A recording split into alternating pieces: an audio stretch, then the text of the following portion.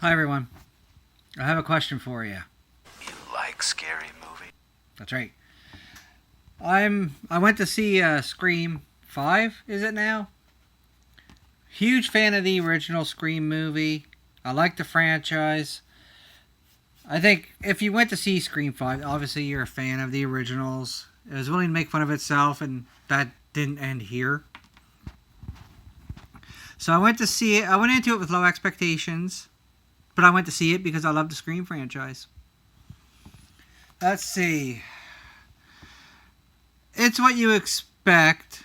Ghostface Killer returns. It's been a long time, apparently. It's... People start dying. It opens the same way they all open with... Well, I wouldn't really call this one a kill, because she doesn't die. But she is attacked. I will say my biggest gripe with the movie... Parts of it drag on a lot. Like, I was thinking during the opening sequence, the first phone call and attack, like, holy shit, this thing's dragging on. They probably could have cut 20 minutes out of the movie. Like, parts of it just dragged on. And so it's about... The main character's name is Sam and her sister.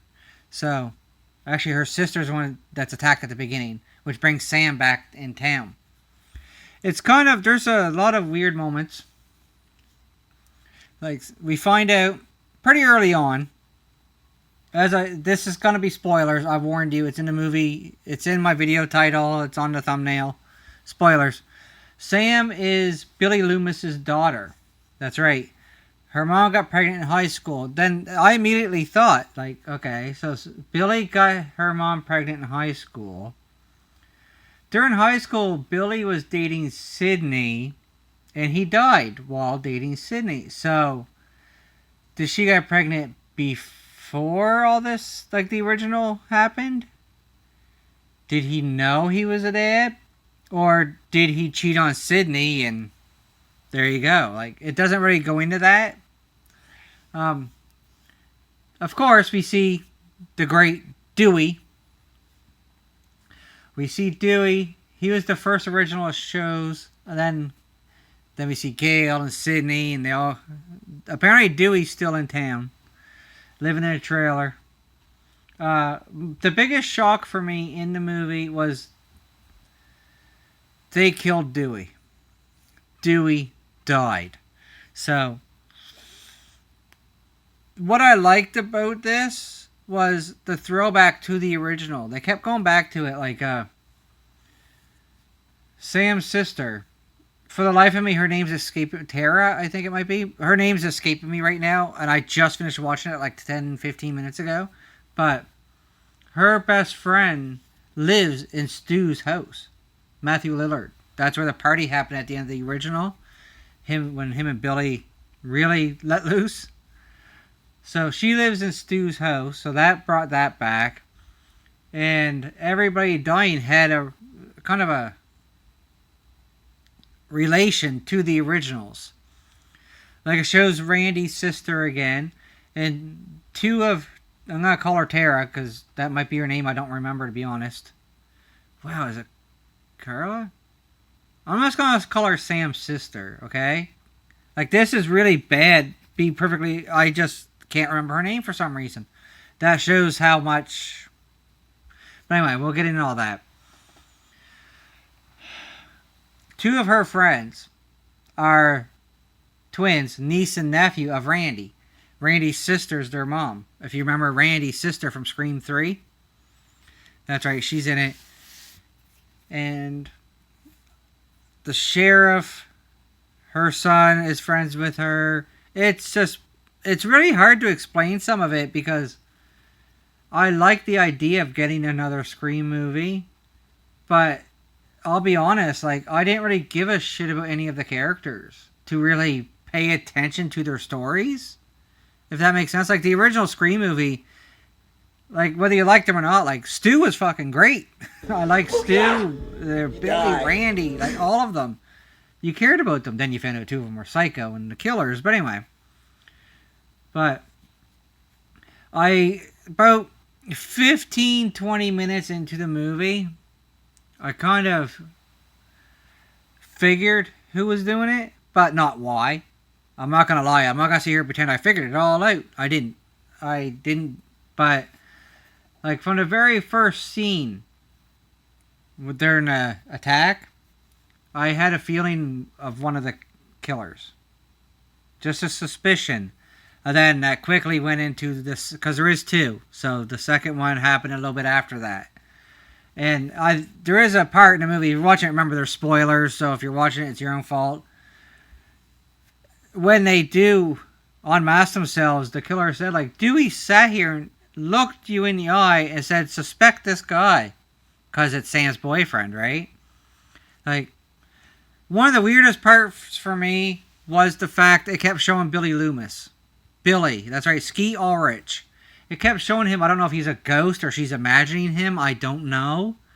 But the way it showed him, if you remember the end of the first one, he had the holes in his t-shirt because he fake stabbed and stuff like that, so that's why he showed him. But that's what made me think it must be a ghost.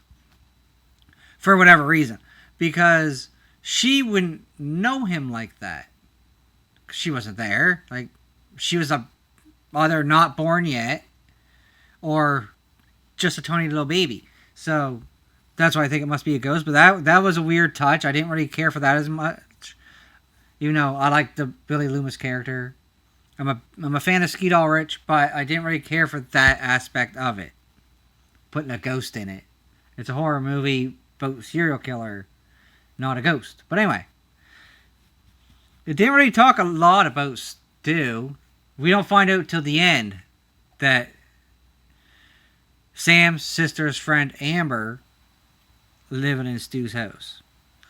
Because when Sam's sister's home alone, wants Amber to come over, the killer calls Sam's sister, do you like scary movies? But first pretend I'm a friend of your mom's. Like, this part was, it bothered me more than it should have. He said something about you. Oh, I at group with your mom type thing. That's where I know her. And talks about you all the time. Blah blah blah blah blah. Goes on like that, and he goes, "What about you?" They said her name. She's freaked out. Oh, like, how do you know my name? Like, he just gonna tell you he's friends with your mom.